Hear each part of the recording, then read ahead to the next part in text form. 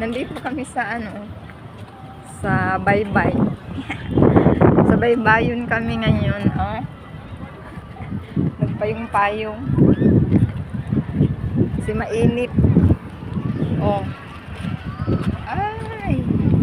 Mainit pa dito kay ano pang oras. Alas 3. Yan, meron doon ang laki Ferris wheel, oh. Ay, nakita mo. Balik ka rin mo naman. Yan.